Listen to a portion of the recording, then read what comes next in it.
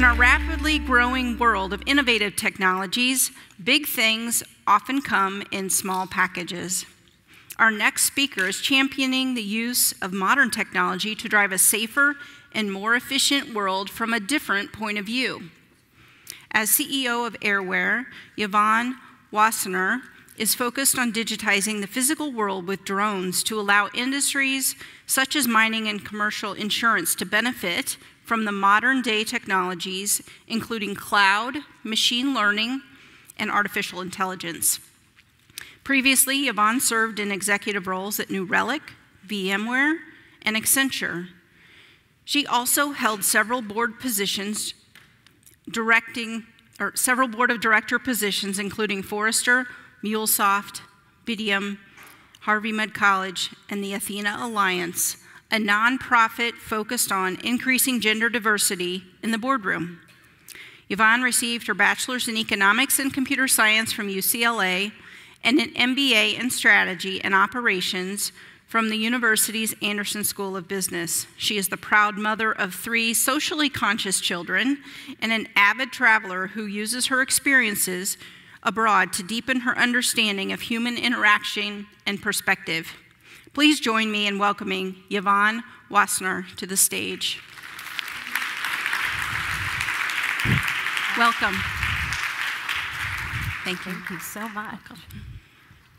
Wow, that sounded really impressive. Where is she? Don't you all feel that way sometimes? It's funny, I was like, wow, I did all that. I'm here to tell you, no matter how much you do, it still can be scary. And all of the messages we've heard this morning, I'm taking notes, I'm writing it down. I'm going to tell you a lot of the same things.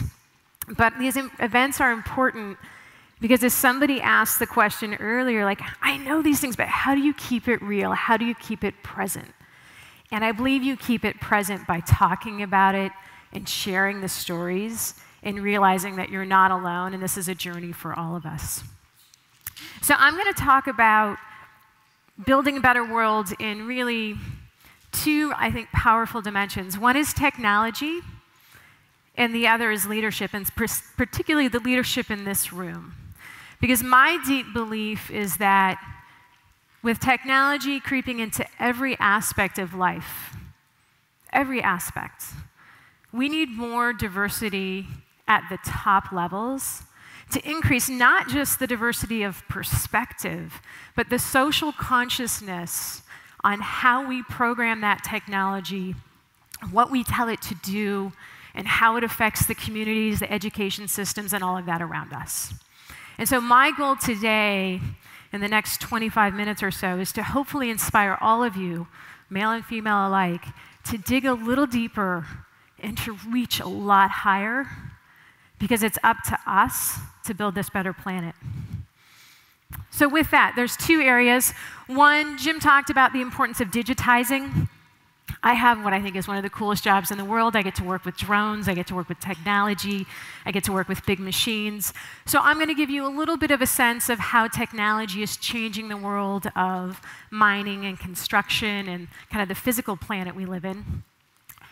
And then I'm going to switch gears and I'm going to talk a little bit about how you go and you lead some of that change, how you fundamentally can go on a journey yourself. And I'm going to use myself as an example, but really try to net it out, not to my story, but what are some of the things that I've learned along the way. Okay, so we started off this morning, and I thought it was great because where one is grounded is really in one's beliefs. And so my belief when I look at how the world's going to change around us is what you see on the board. This is actually part of an exercise we did at Airware when I took over as CEO a year ago. We said, what do we believe about the planet? Therefore, what are we going to do as a company? So very similar to what Jim said this morning. So we believe that we're at the threshold of a new technology era, that data is going to be the critical resource, and that in this era we'll be able to digitally see and sense the world, to harness that information, to make better decisions that will advance individuals, businesses, nation states in the world. This is what we believe as a company and what I personally believe. Now in that, what is the role of Airware? We believe our role is to empower leading innovators, which is why we work with Caterpillar and the cat dealers and many global companies that are trying to fundamentally shift their industries. So we work with them to digitize the physical world, and I'll show you what I mean by that. But we do it with this thing called drones, but not just drones, but also other sensors. And importantly, we do it with a set of core values. These are the core values of the company. We're pioneering. We want to reach where nobody else has gone. We're resolute because when you do that, it's super hard and scary. We're customer focused, we're inclusive, and real means we have the hard conversations. I put this up here because I believe anybody, when they're trying to lead change, it's similar to what we talked about with brands. You have to get true to who you are inside to be able to drive that change outside. And so what's so special about the drone? I get asked all the time, like, hey, do you deliver pizza? I do not deliver pizza. I don't think delivering pizza with a drone in New York City is economical and has any type of return on investment. I don't move people. What we do is we use drones, and you can see the picture here. It has a sensor on it. So what's powerful is not the drone itself, it's the camera that it can carry. And so drones are a safe and economical way to fly to get to places that are high, that are dangerous, that are expansive, and to fundamentally digitize dirt. And so if you think about it, like the McKinsey articles always say, oh, here's everybody who's, finance, retail, this, like, oh, who's left behind? It's construction, it's mining. How do you digitize dirt? How do I use cloud with a big pile of dirt? Well, this is how you do it. You use a drone and you take images, and this is what we build with those images. This is made from hundreds of images stitched together, and it's a 3D model. And what you'll see is all these different points. I know the X, Y, and Z coordinates. I can now measure it. I can integrate other data into it. I can collaborate on it. I have somebody who the executive sits in Canada, and they caught fraud on a mine in Africa because they could see how much was actually cut and filled. They didn't have to physically be there to engage with the work that they did. And that is a really, really freeing thing. So rather than me talk about it, I'm going to show a short 3-minute video to give you a sense to open your mind to the possibilities of this creation of a digital twin, the creation of, we've got the physical world that we all work in, but somebody asked about, we've got these intangibles now. What do the intangibles look like? So here we go, the little drone. Your new surveying tool, the drone. This little drone is nothing without an advanced platform behind it to harness the imagery it collects and extract meaningful analytics from it to improve your bottom line. And that's where we come in. We're Airware. We're your complete drone data analytics solution to process, view, and share your drone surveys. And we're proud to do that with Caterpillar and the Cat Dealer Global Network. We've been doing drones for a long time, since 2011. We're operating in over 30 countries and have supported many of the largest enterprise drone deployments in the world. Our customers have peace of mind, knowing we are committed to strict security and privacy standards. Drone surveys yield 350 times higher resolution than traditional survey methods and are up to 50 times faster, meaning comprehensive surveys are conducted in hours instead of days, and then can be repeated again and again and again and again and again. You get the drift. Our customers' frequency of surveying tends to jump up 8-fold when it's that easy. We support a variety of drones that are simple to use and fly autonomously, so you can choose the one best suited for your sites. And if you don't want to do the flying, we can connect you to certified drone pilots who do. Look at how our customers now control and report on their inventory. They simply click around the toe of a pile, choose a volume calculation method, and assign the material type. They're using one of the most advanced volumetrics tool sets on the market, even for the most complex conditions, like when stockpiles are on uneven ground, in a bin, or against another pile. Then they can visualize their inventory report in an interactive dashboard and can export it in Excel format to support the quarterly or month-end close process.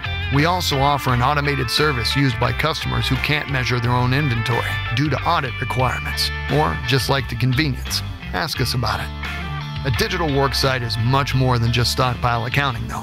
A digitized worksite provides a window into all of your sites across your company, accessible by anyone, anywhere. One customer during the stripping process found they could save significant money by being able to more accurately measure and invoice for pay quantities. Another customer during development of a new pit used our haul road analytics and measurement tools to optimize design and equipment selection. Another, concerned about site safety and regulatory compliance, entered fleet information into the software for a full site analysis, highlighting non-compliant berms and blocks. Improve worksite road networks? Check. Support a safety roadmap? Got it. Help with environmental monitoring? Yep. Loads of site information to better plan and manage operations. Visualize sites as a high-resolution survey, a slope map, a digital surface model, and in 3D. Compare a past date with the present in a side-by-side view. Collaborate in real time at a new level. Annotate, view conversation threads, and tag stakeholders, and so much more. So this little drone doesn't look so little anymore, does it? So now I show it, and I apologize. It is one of our marketing videos, so it's an awful lot about Airware. But what's important is not whether it's Airware or some other company. If you think about Caterpillar, a lot of the LiDAR on the big machines that are moving around, the high-precision machines that you have, there's so many new ways to get information that can now tell you in the technology, in the digital world, what's going on. And if you think about how you start to integrate all the things that you know about your machines with the telemetry that you have on that, and how you can marry that with that understanding geospatially of the grades of the haul roads. If you think about how you can, back to the safety conversation this morning, find ways to improve the construction of sites so that you don't have the pinch points where two vehicles might hit each other, or you don't have a high wall that'll collapse. All of those things are becoming more possible with technology. Now, I'm here as the CEO of Airware to tell you things don't always go perfect. Technology is not perfect. That video looked great. It doesn't always work that way. I know some of you have worked with Airware. You're here to back me up on that. But the technology is getting better and better every day. And so I encourage all of you to think about and embrace and understand what are the possibilities, but also what are the choices and the considerations as the work that gets done will get done differently in the future than it does today. So knowing that we have a big world that we have to go change, and we've got technology to help us do that, how are you all going to help? So I have my polling questions, and the first one is how many of you are, have been, or aspire to be a chief executive officer? And do I have to do something, or is somebody else going to show what the answers are? They're going to do it. Excellent. Woohoo! Look at that. Half the room. Over half. Nice. Oh, no. Oh, no. Okay, I'm going to go on to the next question before it gets lower. I'm going. No. Back. New question. Okay. Well, I was feeling so good there for a second. All right. How many of you, if asked to play that role, believe you would do a good job? So you're not necessarily raising your hand, but in a moment of crisis, somebody asks you to jump in and do the role. Look at that. Woo! Yes. That's actually kind of how I thought the answers would play out. And we're all biased by our own experience, but that's how I would have answered the questions a couple of years ago. In fact, this is me, 3rd grade. This young girl did not expect to ever be a CEO or on a board. My parents immigrated to this country from Holland. They both grew up during World War II. So I'm a very proud first-generation immigrant, have grown up with a lot of kind of core values around community and building a better world to avoid wars like that in the future. My father was a professor, so going to college was never a question. Like, I couldn't believe, people thought about that choice. To me, that was obvious. But my aspiration at 16, I was going to become a business economist. And that's because I took a driver's ed class. I don't know if they still do that, but you sit in the little simulators, you do that, and then you get to the point where you do, okay, what do you want to be in your life? You're going to have to do college essays. And I found a yellow pamphlet that talked about a business economist, and that sounded like a reasonable job. So that's why economics was my major. But what I learned is I've obviously come a long way in my career, and I've learned that there are three things, and they're actually themes that you've heard today people talk about. How do you actually aspire and kind of get to that next level? I've netted it out from my own experience and from studying others who have gone on this journey. All of us work hard, and everybody talks about getting sponsors. We've talked about networking. Events like these are great. Networking and ask for help. To me, the secret sauce is this courageous risk-taking with integrity. Integrity means it's true to you. Integrity means that it's in the best interest of the higher purpose that you're serving. You're not doing it in a self-serving way. But if I look at these as the three things that are important, how did my career play out? Well, I spent 37 years just doing that first thing. I worked really hard, and I had some sponsors. And that got me out of high school at 16. That got me great, recognition in college and business school. I was the top of my class. I went on to Accenture. I couldn't get promoted to partner within Accenture until I learned how to network. Because there were no longer enough spots that everybody who worked hard got one.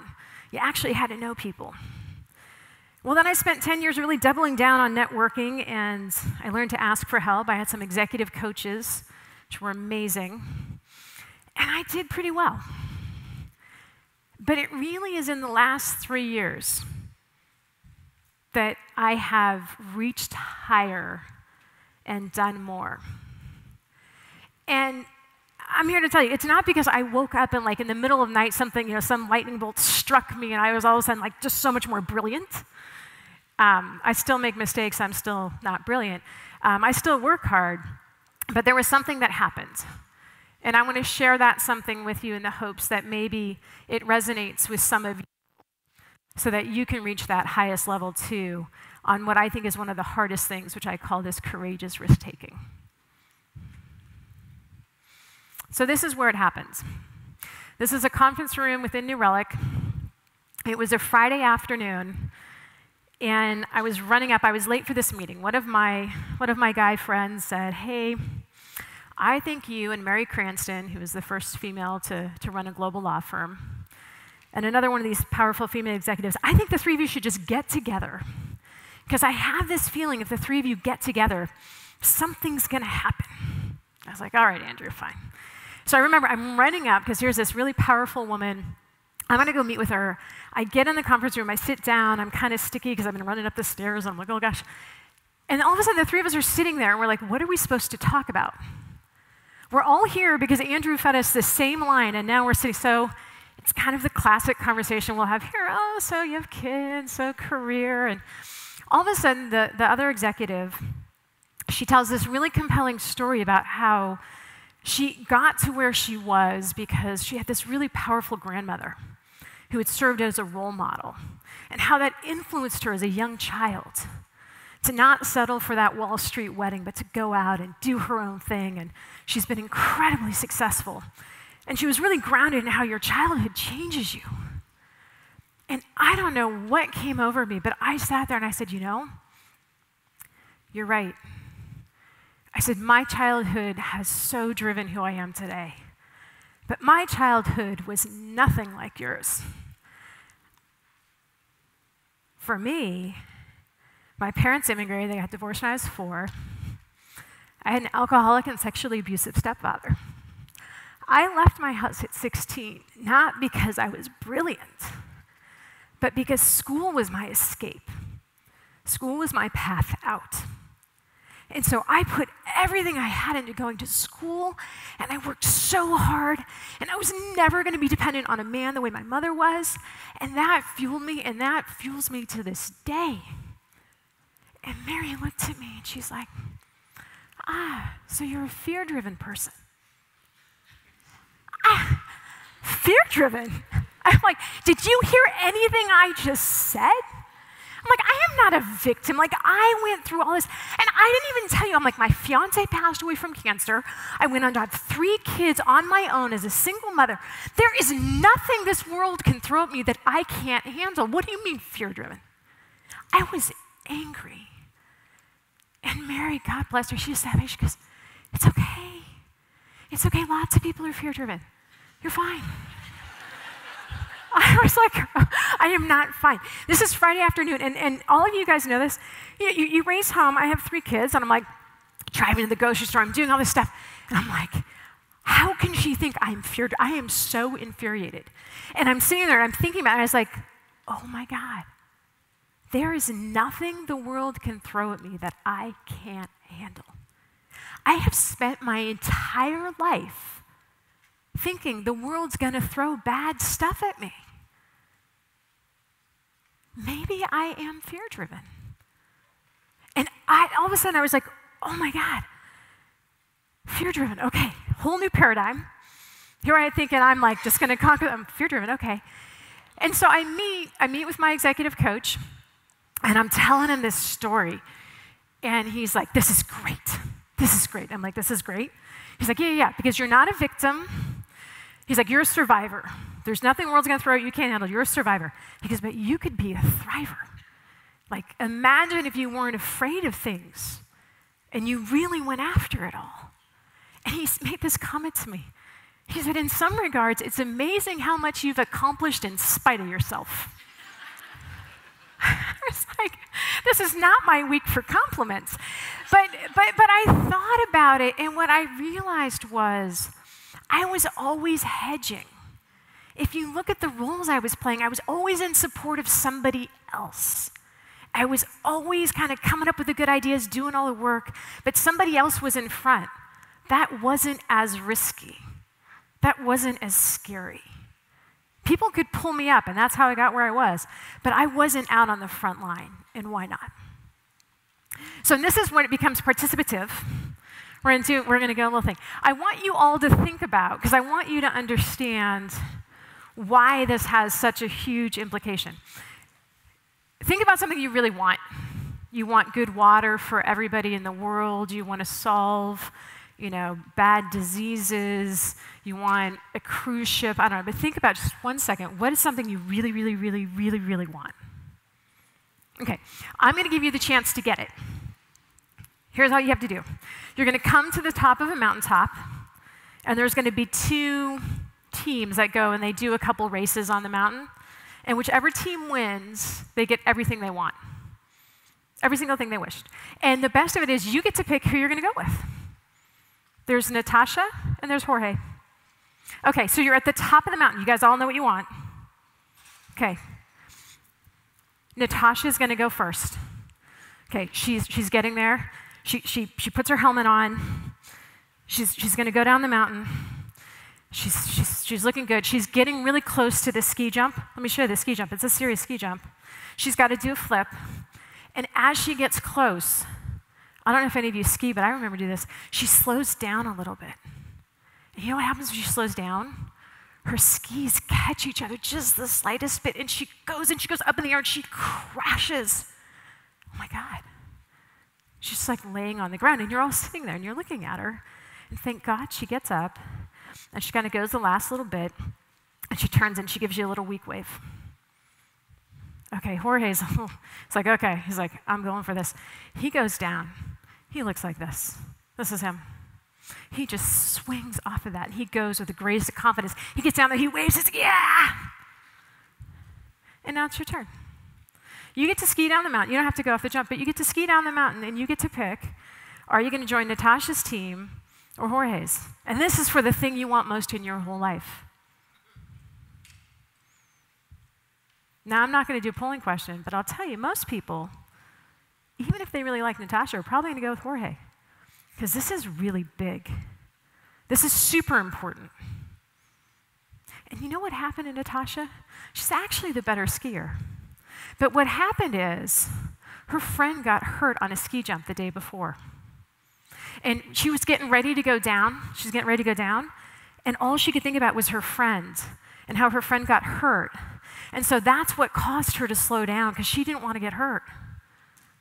And it was her slowing down, it was her hesitation that caused the accident. But if you take a step back, if you would have played it differently, and she would have accepted that, yeah, her friend got hurt, but that happens sometimes. But this was for something that she really wanted more than anything else in the whole world. And if she had focused on that, she wouldn't have slowed down.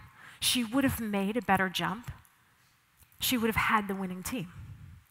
And I give you that example to ponder because what happened in my case was I had subconscious fear like Natasha.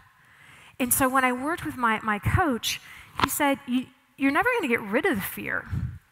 Fear is normal, and for people who've gone through traumatic experiences of all different types, they tend to have little things that play in their head. We all have them. He said, but what you have to do is you have to consciously acknowledge the fear. Because your fear, Yvonne, puts you out homeless on the street and your children are starving and like really bad things happen. He's like, that's not happening to you. He's like, so just let the fear go. Think of everybody who can say no to you, who can stop you, who can hold you back. And then what I want you to do is I want you to physically put that to the side, put your shoulders back, step over, take a deep breath. What could I really do? What if nobody was going to say no to me? Nothing bad was going to happen. I did this when I became CIO. I knew that the CFO was going to tell me he didn't want to give me the senior director of IT. They just wanted me to fix the business enablement team. I'm like, how can I be a CIO and not have the senior director of IT in his team? That's kind of crazy. But the old me would have been like, okay, I'll just prove myself. I'll do this, I'll do that, and good things will come. I was like, no, what if I actually got the team? What would I do? And I created this amazing vision of how I could transform how we thought about technology, not just for us, but for our customers and the ecosystem. In 2 years, I became an award-winning CIO. It was crazy. But it's because I believed in myself. And when you believe in yourself and you lead with confidence, others will follow. And the CFO actually said to me, when I was talking to him about my new role and what I was going to do, he said, I didn't think I was going to give you Philip's team. He goes, but I'm listening to you talk. I don't even understand half of what you're saying, but it sounds really good. And I think you need Philip's team to get there. And I said, I do. I said, I think you're right, I do. And he gave me the team, and I did great things. And so I give you this because I think it's really important for all of us to be able to dig deep, to find out what's holding us back, to be able to really dream large. What is that purpose you're going after? And be able to go after with confidence, because it will make all the difference in the world. And I personally believe, back to the beginning, that what's going to make this a better world is that all of you need to dig deep, need to find out where that is you can go, not just for yourself, but for all the others that you represent, for the changes that's going to happen in the world. And I want to leave you with a parting thought, which is, I believe you must be the change that you want to see in the world. That we fundamentally can talk all we want about diversity and empowerment and a socially aware society and community, but for us to get there, I have to get there, and I need you to get there. Thank you. Thank you. Thank you, Yvonne. Truly inspirational.